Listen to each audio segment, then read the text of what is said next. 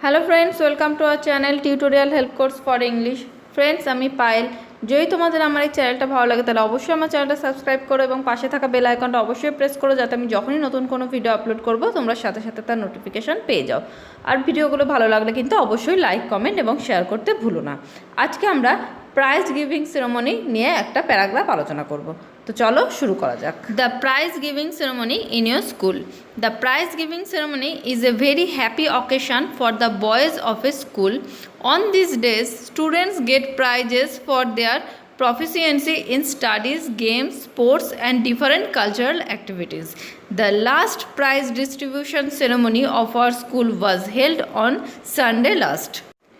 The hall in which the function took place was nicely decorated with flowers and festoons. The function began with singing of a patriotic song in chorus. This was followed by the headmaster's speech.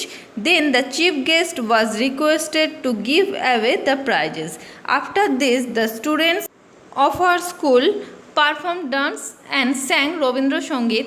Some students recited poems of Rabindranath Tagore. This was followed by a beautiful drama performed by the teachers of our school. At last, the chief guest made a brief speech. The function came to a close with a closing song. Thank you very much for watching this video.